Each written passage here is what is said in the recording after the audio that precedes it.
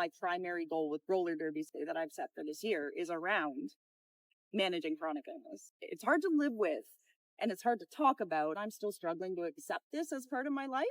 I've been playing for 11 years now. It's still taking up until now to start to open up to people about how I struggle in terms of living with an invisible disability. I've been questioning whether I have space here, right? Especially as I start to struggle more and more and not be able to do certain things. I have had those thoughts come up like, do I even belong in derby? Or am I basically going to be phased out because I can't physically keep up with the sport anymore? I think people have a harder time connecting the dots that you can be an invisibly disabled athlete in the sport. This is my unique contribution to Feels on Wheels, right? This is what makes me a little special compared to other guests. Yeah, I've got this going on. So here's my perspective on something. Here's something novel I can deliver. I feel empowered by roller skating. Trying not to fall is so much fun. Feels on Wheels with Mean Bean. Hi, I'm Mean Bean, and this is Feels on Wheels, a talk show about roller skating. Hi, Shannon. Thank you so much for agreeing to interview with me. What's the story? It's been a bit over 11 years now. Back in 2014, I had gone to go to school in Peterborough, my first year of university. Things were going great until they were not going great. And essentially I had to move back home and I transferred to Carleton. So I continued my studies. And while I was there and healing from like a pretty major life event, one day I went to go see a derby game and I kind of fell in love with it. I started volunteering with that league, Rideau Valley Roller Girls at the time. So I volunteered, I think, twice at their bouts, and one of the skaters came up to me afterwards and they were like, would you be interested in playing derby at any point? We have this fresh meat program. And I did their fresh meat program. And at first I didn't pass my MINS. Back in the day, we used to have to do our minimum skills testing, and the one that I actually failed was the toe stop one, which the irony in that, I guess. Yeah, that's shocking. Yeah, so I didn't get to graduate with that cohort, so it took me a little bit of extra time to finally get into the league, but in January 2015, I officially passed them. And then I skated with Rideau Valley Roller Girls, and I kind of just hopped into things. I had no skating experience either, so like ice skating, roller skating, anything like that. I did do a little bit of practice beforehand, so I took those couple of months between then and fall to go to the Ottawa Quad session, and they were doing the sessions at Carleton, which was super convenient. And then the people there helped me with some basics like standing on skates. That was a big skill that I actually achieved, just being able to stand and like the stops and everything. So that was really great just to kind of get a little bit of experience before just jumping in the deep end. It was still deep, I would say, in terms of just learning to skate. What's the inspiration behind your derby name? My mom and I, we went just casually roller skating at McNabb, and they had a mini skate park set up at the time. And unfortunately, she ended up breaking both her arms and wrists really badly. So we had to go to the emergency room. And while we were in the emergency waiting room, she was like, do you have to come up with a roller derby name? Because I was doing the 101 at the time. And then she's like, would writer's block be a good one? Because she knows I'm a writer and I love to do creative writing and creative arts and everything. And I have the tattoo there to prove it, the quill and the ink and everything. That actually has a nice ring to it, writer's block. And I've just held on to that name since. So did you start out jamming? Yeah, when I was like a rookie, I was a jammer primarily, and I would obviously block. I love doing it all. I'm kind of greedy in that sense. I like to do every position. And in the, what I call Rideau Valley days, we were pretty short jammers. But over the years, now we're very jammer heavy as a league. The past couple of years, I have basically only been blocking. So there have been games recently, like Beast of the East, for example, where people from other leagues who I know, they're like, wow, you did such a great job jamming, because I jammed in Beast. And they didn't know that I wasn't a jammer. And I said, yeah, I'm kind of a poser in that sense. When did you start progressing into the higher levels of teams? It took me a couple years to kind of work my way up. I did start with just solely House League. The Sirens back in the day, their B team. I was invited to fill in for their B team. I wasn't actually on the B team, but they invited me to sub in, and I played with them the one time, and I was like, oh wow, yeah, this is a shock because this is travel level play, and I'm only used to House League, and I'm not even on the travel team at this point. And I had a really good time doing it. Some of the league skaters at the time, they were encouraging me to try out for the travel level as they saw my skills start to progress. And of course, I didn't really have the confidence in myself at that stage, but I said, I'll give it a try, why not? And then I eventually made the B team. And it was kind of a nice balance because I felt like I still wasn't quite ready for that A level of play yet. I just still wanted to kind of ease into things. I didn't really think much about the end goal for me being a travel team skater. It was just more like let's see where Derby takes me. And I just kind of leveled up. So this is kind of nice. But during COVID, that's when I really wanted to start leveling up. Don't know what it was, but now I really want to aim to be as high level as I possibly can. So that kind of progressed back up to making the A team, and then from there, Team Ontario. That was a huge thing for me, and I'm still in disbelief that I have made that team, and I've been on it for 3 years now. I've played some pretty high-level teams. I think I saw you play when you were playing the Sexpos, but I think the day after you guys were playing the Skids. And yeah, it was like double header. Yeah, that was a lot. That might have been my first game ever because we did Team Ontario versus Sexpos and then Skids versus the World. And I had the bright idea of signing up for both. And by the end of the night, I could not move. I went back to the Airbnb and I was just absolutely I was so exhausted and my body hurt so much. And I actually had to call Via Rail to move my train early because I was planning on spending the next day in Montreal just casually browsing. And I'm like, I need to go home now and recover because this took such a toll on me. No. It was such an amazing experience. And that's what also clicked my brain into let's do some high level roller derby. And I really enjoy this. But yes, it was very tough. I've played Expos and Skids players before, and it is, there are some tough teams out there, but overall, it's been super great. So you are part of 4 teams? 4 teams right now. Yeah. Technically this season, yes, I am on 4 teams. So for House League, I am on the Street Rats. Yeah. Yeah. The best people are on the Street Rats. I'll say it, best. Then I am skating with the Riptide, so B team this year, but also our Rapids, the A team. So I'm a crossover skater and Team Ontario. So super exciting, but it is a lot. It is a lot to try to balance, but I feel like having those different levels of play really helped me build my skills in different ways and just be a really well-rounded player because that's kind of one of my big values in derby is just being adaptable, flexible. The House League level, I can work on slowing things down and kind of more of a leader on the track, especially for newer skaters. I really enjoy doing it. It's a lot of pressure and kind of scary at times because people look up to you and they're like, okay, tell us what to do. And sometimes I'm like, but I don't know what to do. I feel like an imposter, but I guess I should know after 11 years. But it gives me the chance to build a safe, supportive environment for newer skaters too, and kind of that role model on the track. You've been very gracious with me. I've definitely been guilty of staring at Shannon blocking this jammer forever and just standing there and feeling, wow. Oh, maybe I should go help.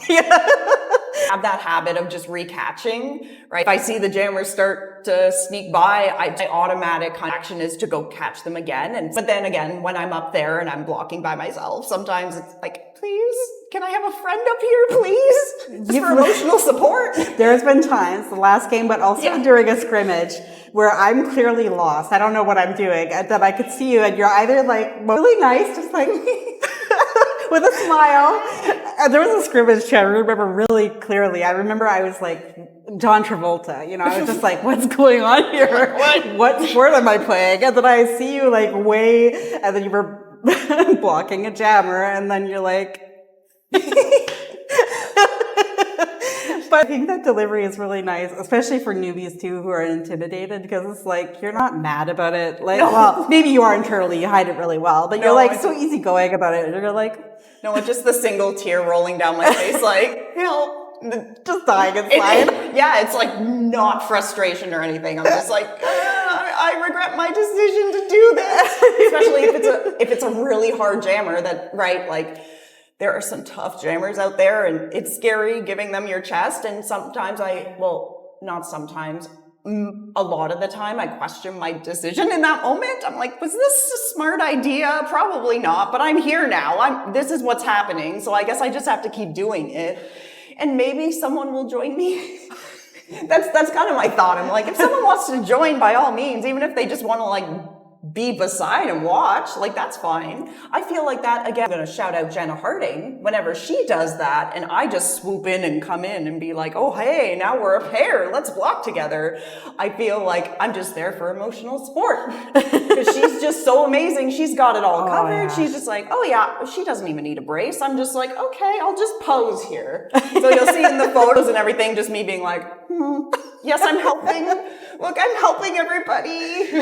And it makes me look so much cooler just being next to her, right? It's like, why not? So what are some things that you're working on now? A lot of our travel team, we've been focusing on doing a defense type strategy where you kind of that switch between like, okay, you're blocking the jammer. Oh, you lose the jammer.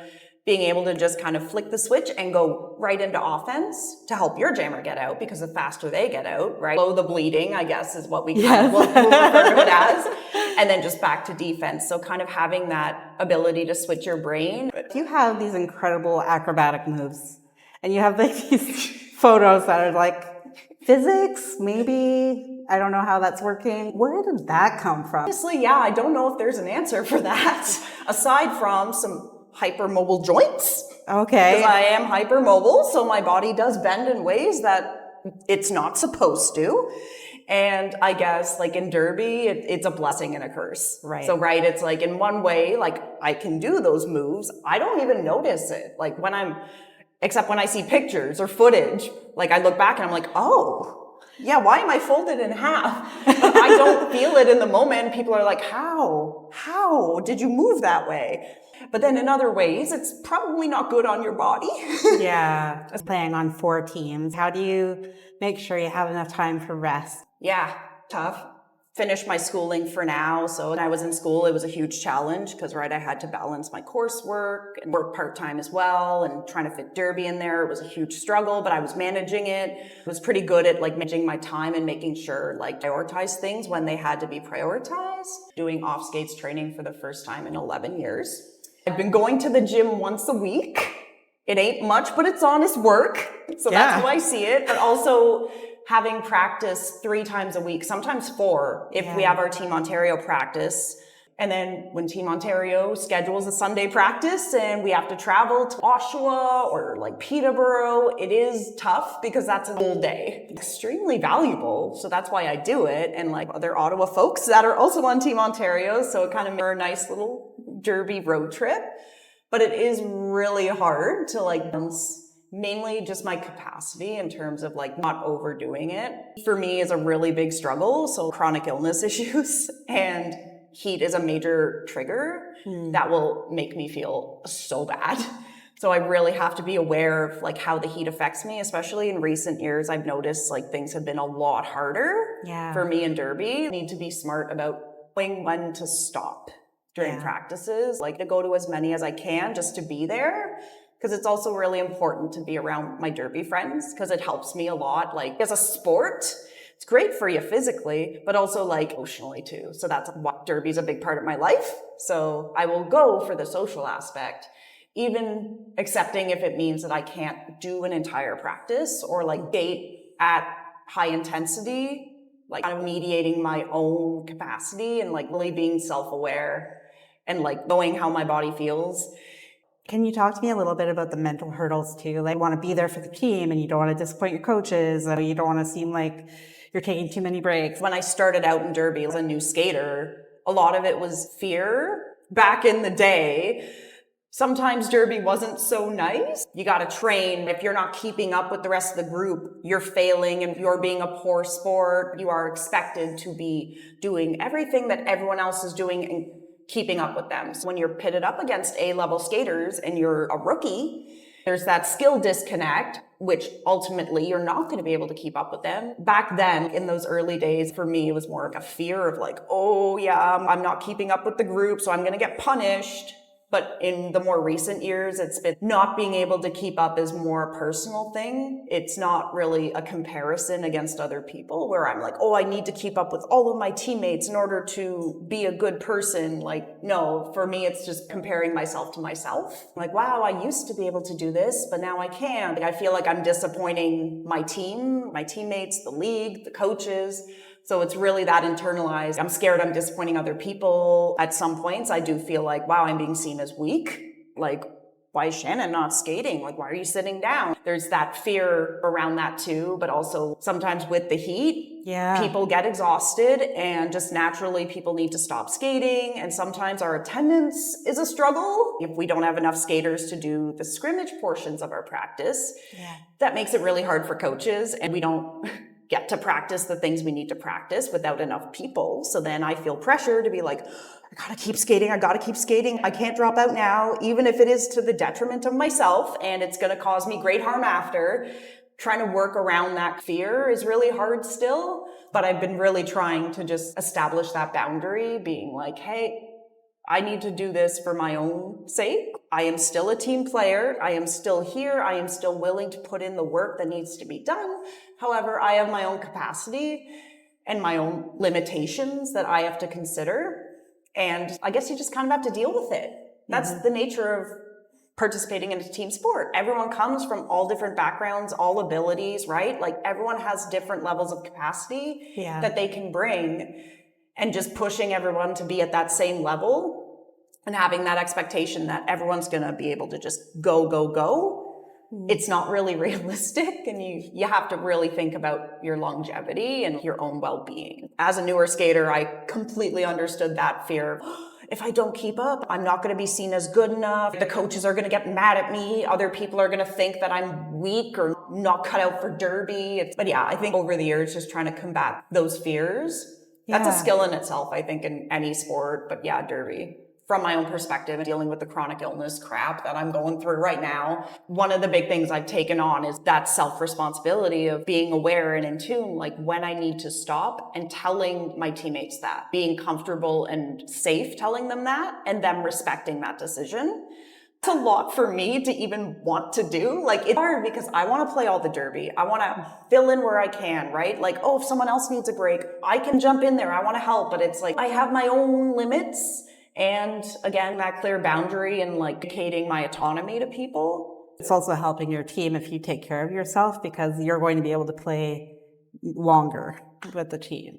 Yeah, but I've been told that too, and it's mind-blowing information. Like, Chris told me that, like, which is being like, hey, like, I play you for every game, right? Like, been games this season where I haven't played, and I was a little salty at first, but understanding, like, probably the right call and kind of shared goal of making me last as long as I can in derby, because it brings me so much joy. Yeah. And it really has a big purpose in my life that I don't want to give it up. Your value is not just when you're on the track. You're a really well-rounded teammate even when you're not physically skating. And that's hard to see too, because like I'm so fixated on the skating part of derby, and like as that brings me all the joy. Like last season or two, like I've really been struggling, and some games I have not gotten to play with the travel team, but I've been put on turn 3.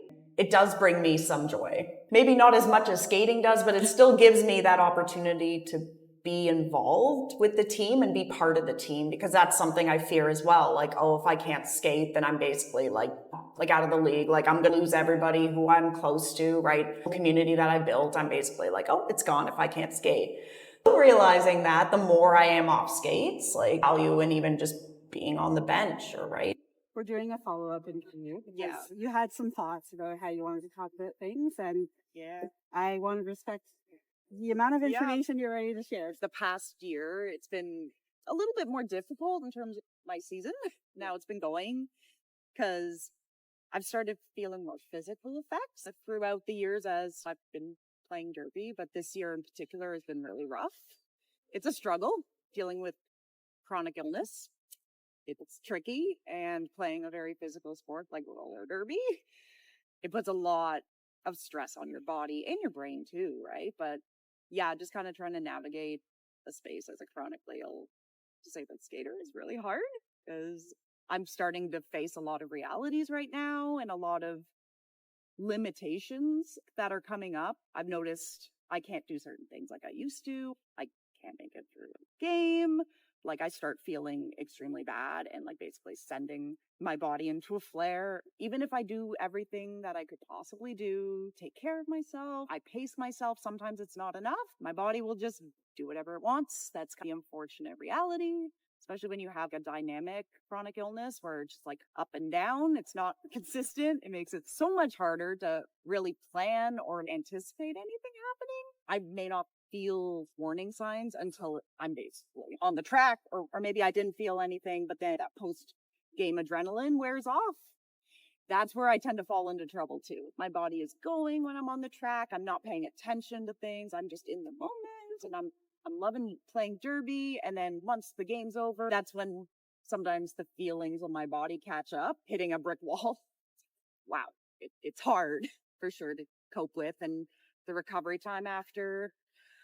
It's been taking me a lot to recover between games, which is tricky, especially since this year I'm on 4 teams now, which it's a lot. It's a lot. It's tricky just knowing that I can't play as much as I used to. I can't give it my all sometimes, where it's just like my body says no. My brain says I want to go and I want to do all the amazing things, but sometimes like my body will just say absolutely not.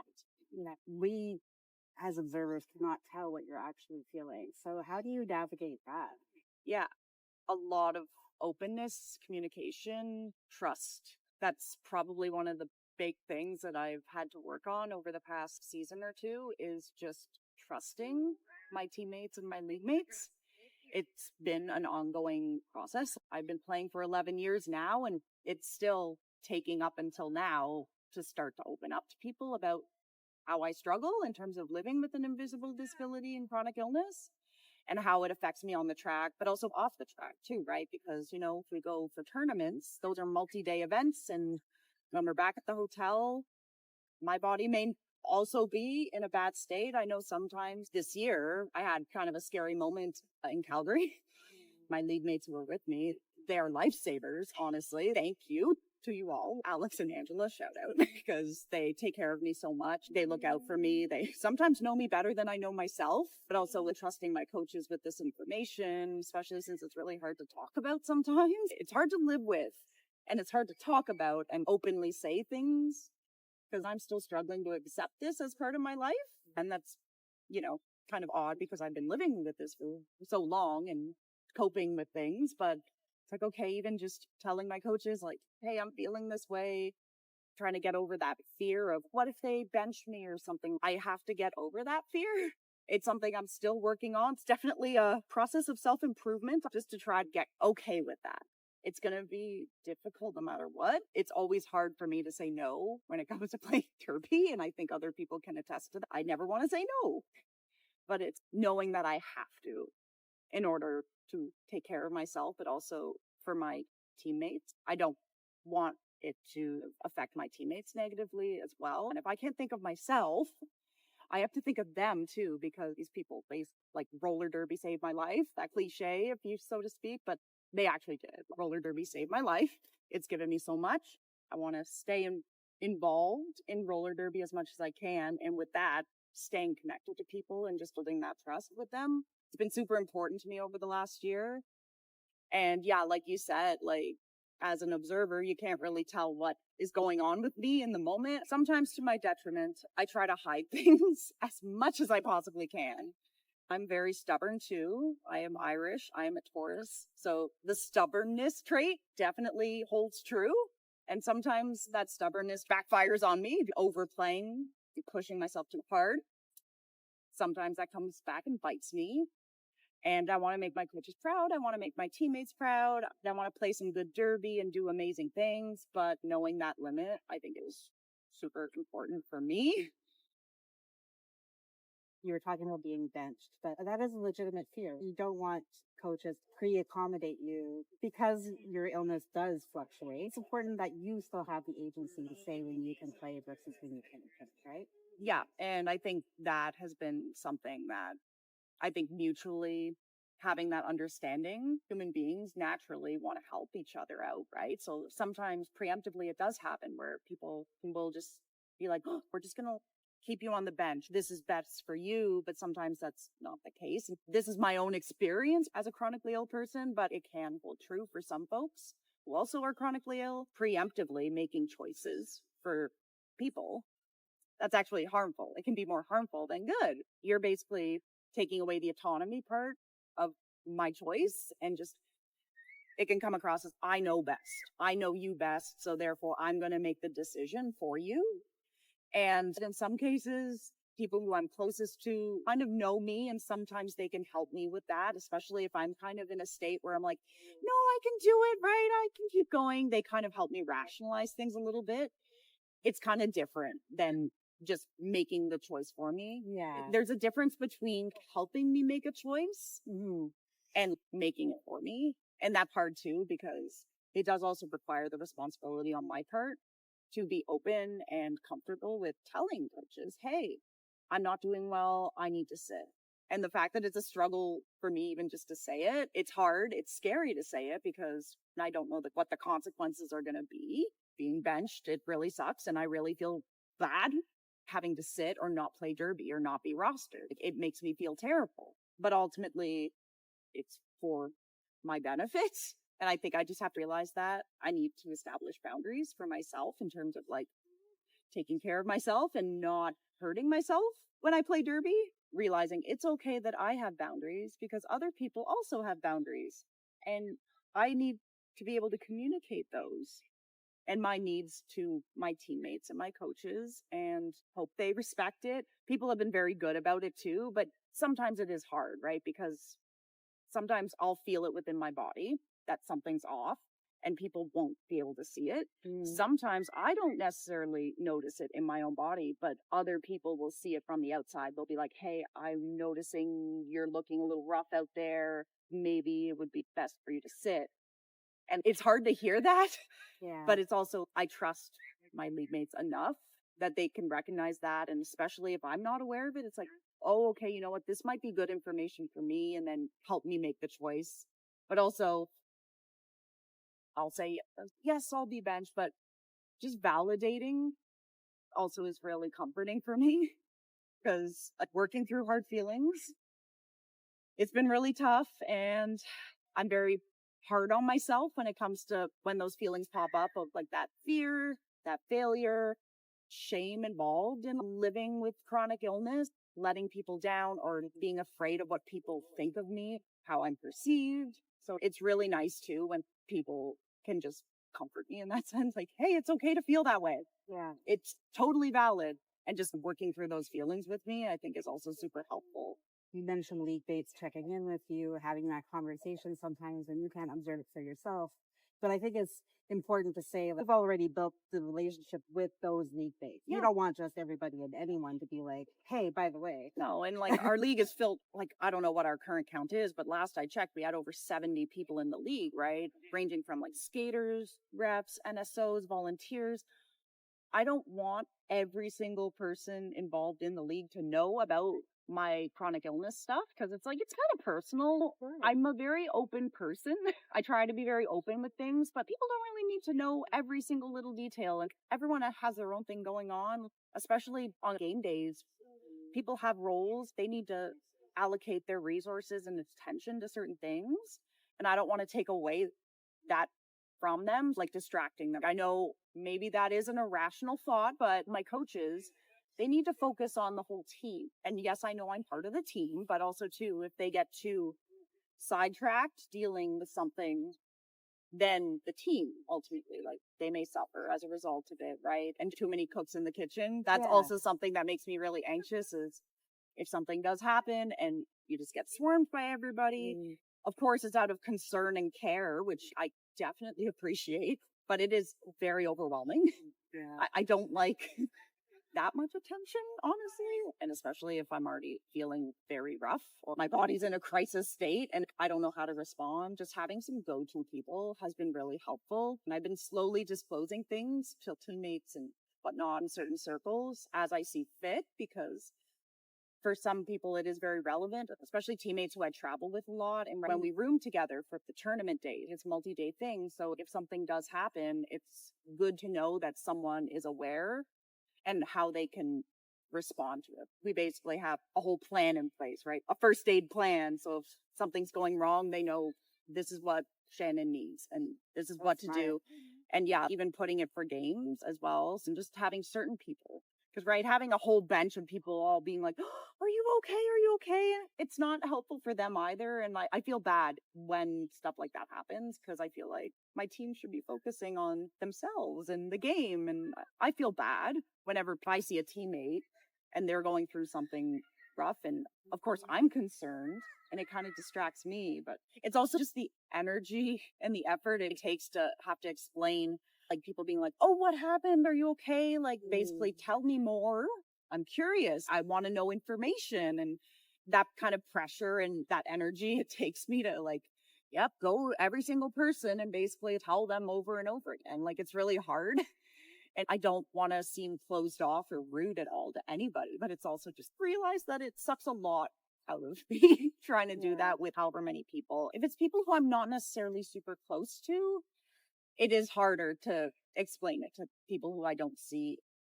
People who I practice with regularly, it's easier for me to talk to about it. But the people who come on game days, just for game days, and I don't really see them that often, and they're asking me things, and it's just hard for me to explain what's going on without bringing up some hard feelings too. In the moment, you're not only dealing with the symptoms of your illness, you're also dealing with the mental symptoms of like, It is a physical and a mental dumpster fire for sure. It's all just entangled in each other. And also thinking too, like, okay, what's my next step? What do I need to do? Can I get somewhere safely after the game? What's going to happen? And especially if it's a multi-day type of tournament. So it's like, okay, if game one, if something happens, I'm supposed to be playing this next game. What's going to happen? Right. Or like, am I going to be able to? So just having all those what if scenarios, having to think about it constantly, it's really tiring. And I'm trying not to be as what ify about living like with disability.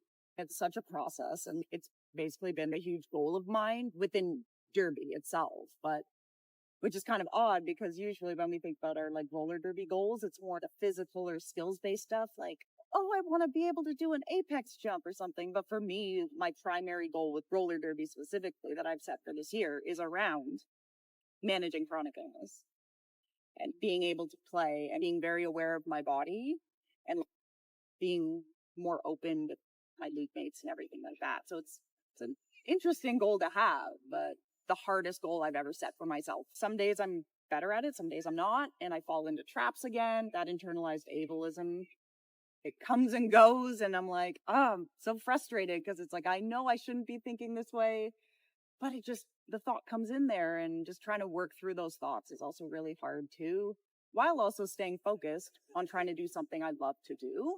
And that gives me such purpose and joy, roller derby. When those thoughts start to interfere with how I play, that's part of the huge struggle, I think, for me right now. with invisible disabilities, say for example, a teammate broke their ankle in the first half.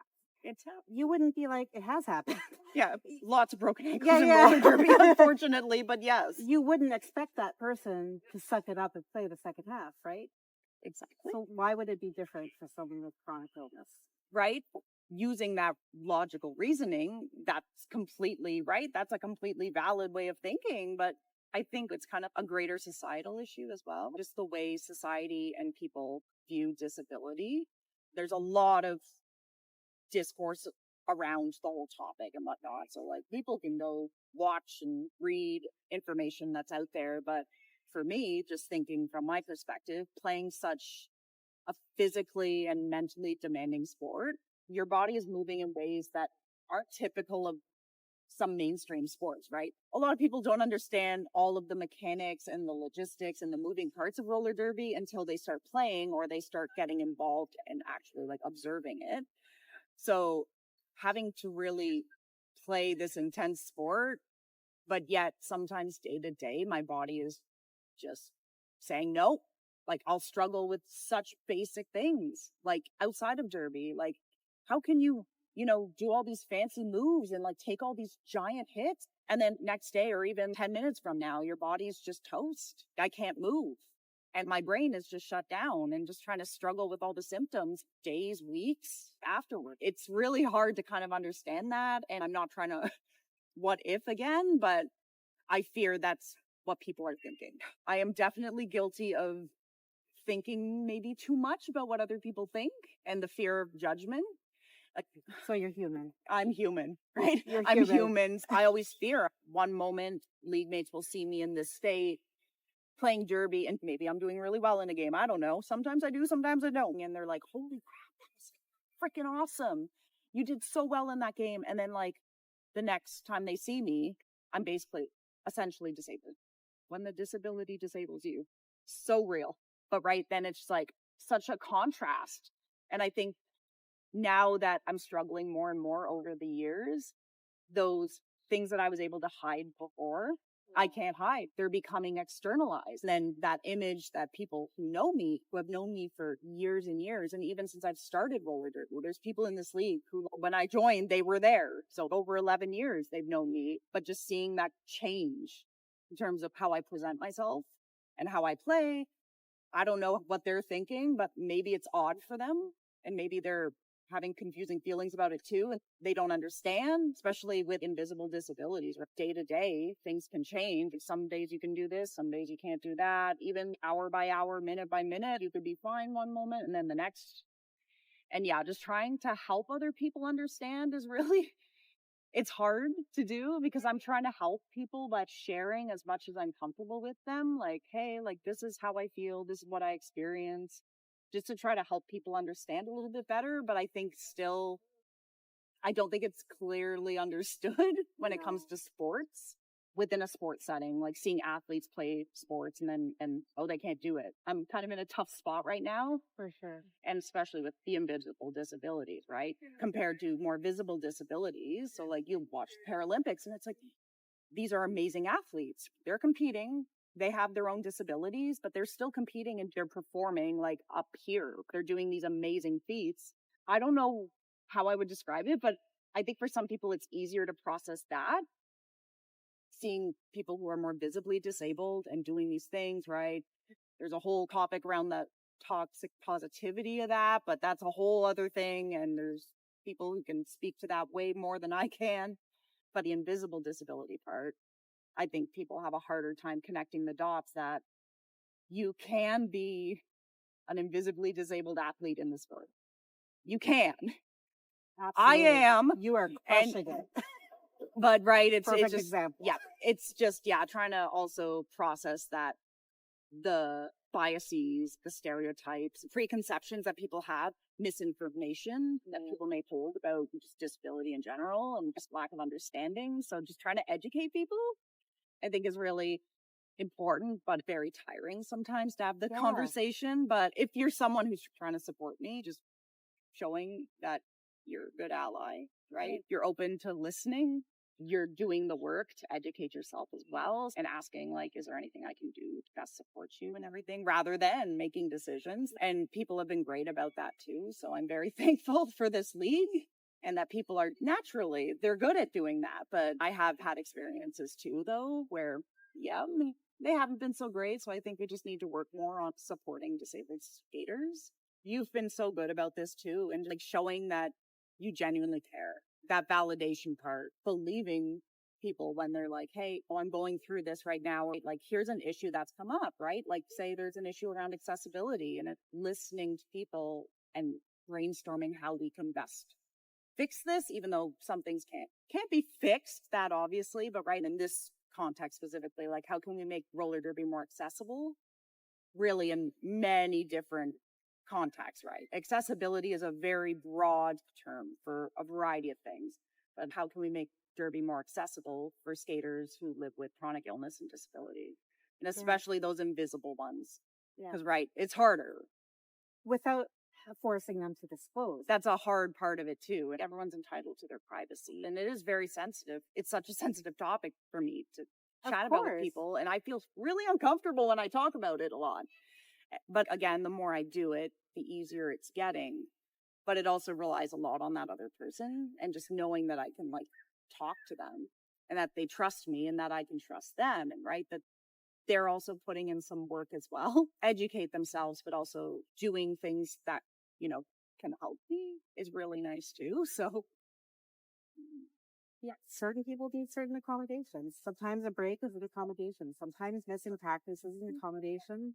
yeah, you know, and I think every single one of us has been in a state where it's like, hey, I need to take a break, or hey, like I'm recognizing something within myself that, you know what, I can't do this. I can't go out and play dirty right now. And no one questions it really. so if you want to talk about last week's game, Last week, I couldn't play the second half of the House League game. In terms of games that I have played before, it's lower intensity. Not that it isn't hard. Derby is hard regardless. Like you are working when you're playing any sort of derby. Like it's tricky. It's difficult. But like compared to some of the games that I have played in the past, we're literally just getting beat up so hard. And like physically, I'm exerting so much more effort. Just having that experience where it's like, I need to stop now.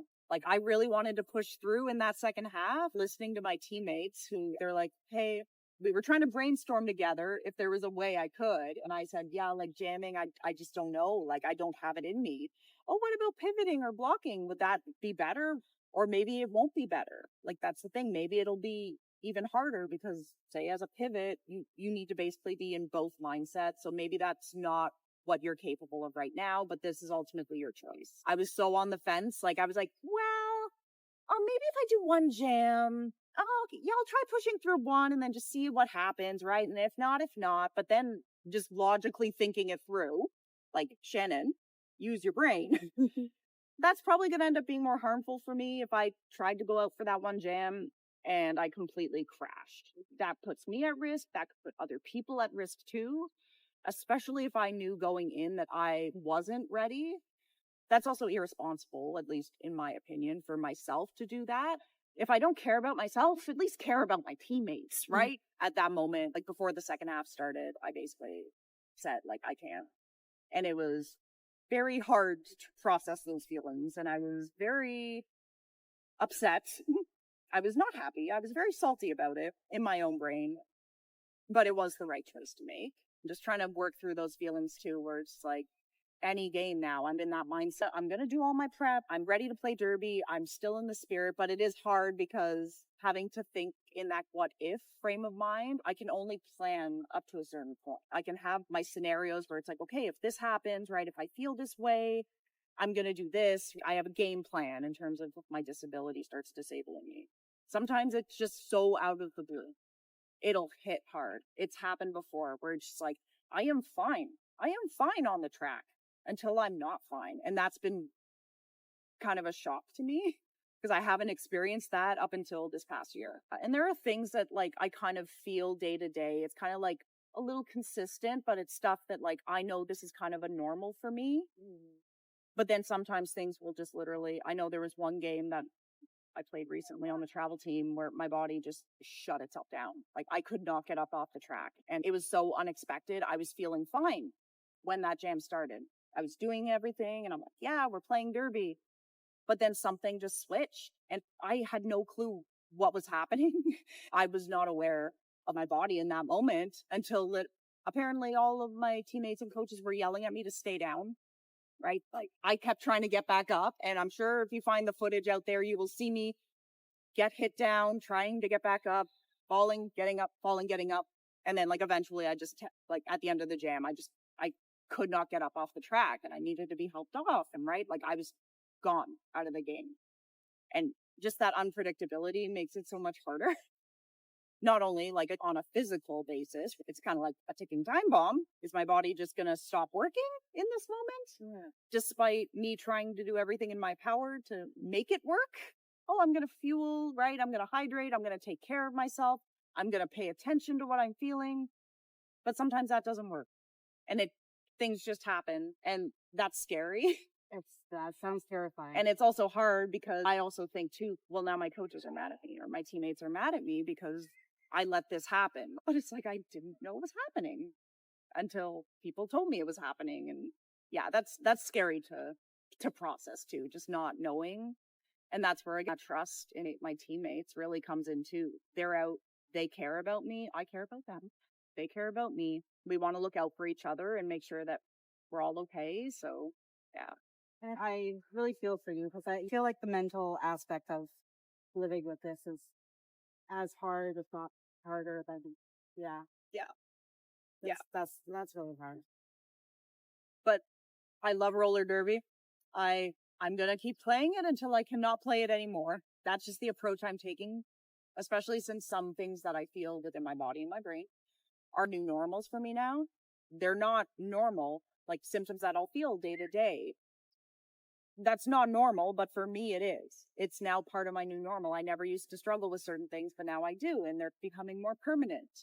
So that's like my baseline now. It's a new baseline I have to start processing and get used to. I'll feel things, but just because I'm feeling certain things while I'm skating, say, doesn't mean that it's a red flag. It's just, nope, this is just what I'm dealing with now. But trying to figure out that fine line between what is normal and what is not is extremely challenging with dynamic chronic illnesses and disabilities. I'm playing a guessing game sometimes and trying to also tell other people that it's really hard too. And it's like, even from like an outsider perspective, if they see something more external, like, oh no, this is normal now. This is fine. Like I deal with this.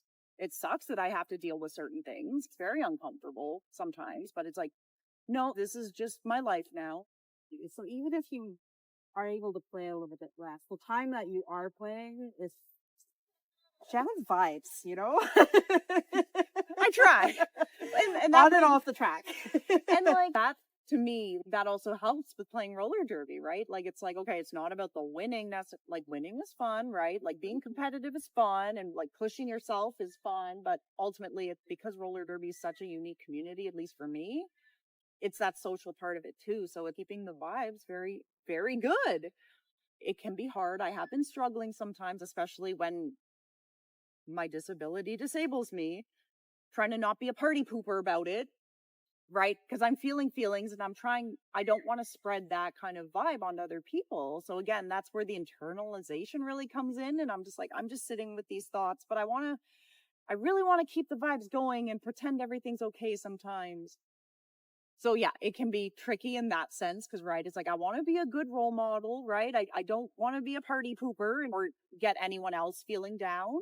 So again, there is kind of that part that I struggle with, but knowing that other people understand where I'm coming from and like the feelings that I feel and what I'm dealing with, it is helpful because they kind of have context now. They're like, right, Shannon is going through some things right now, and maybe I'm not going to be as super bubbly, or right, maybe I'm going to be kind of like processing things a little bit and struggling a little bit. But yeah, just knowing that my teammates are there for me too, like, yeah. It's also okay not to be okay. Like, you don't have to be the vibes guy. We're just full of 100% the time. cliches in this I episode, know, but we are. but it's true. It's like you think about it and it's like it is okay not to be okay. And I've been told that several times this year. Your feelings are valid. And it's okay if you're mad, if you're upset. I've cried more this season than I have in like all seasons combined when it comes to roller derby related issues. I have cried so many times this year just trying to process what I'm feeling and trying to like live with this and how it's affecting derby, obviously how it's affecting my life in general, but roller derby It's a huge part of your life. it is a huge part of my life. Dealing with those feelings is really hard sometimes, but like just knowing I can feel safe amongst people, it's okay for me to just break down and cry in front of them and just rant sometimes about how much I hate it, and they're just there for me, and it's just really comforting to know that the league is filled with people that I can do that with. That safety part of it, right? So I think that's also very huge, along with the trust and the safety behind it, where it's like I don't have to hide as much anymore. And it's been years in the making, this whole process. And it's still a process, a lifetime process. Of course. But it's making it a lot easier now for me to at least be able to exist in the sport, because again, I've been questioning whether I have space here, right? Especially as I start to struggle more and more and not be able to do certain things. I have had those thoughts come up, like, do I even belong in derby? Or am I basically going to be phased out because I can't physically keep up with the sport anymore? Or right, like, I'm still keeping up. Is there any space for me? And I've talked with people about that, especially when I tell them what I'm going through. And they're like, hell yeah, there's always space for you. Like, you belong here. You belong here with the rest of everybody. Like, why would you think that you don't belong in this sport? So yeah, just kind of hearing that. Dude, if they let me play, If they let me for you. No.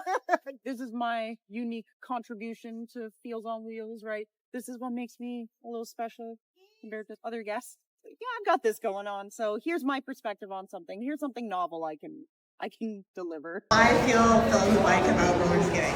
I feel empowered by roller skating.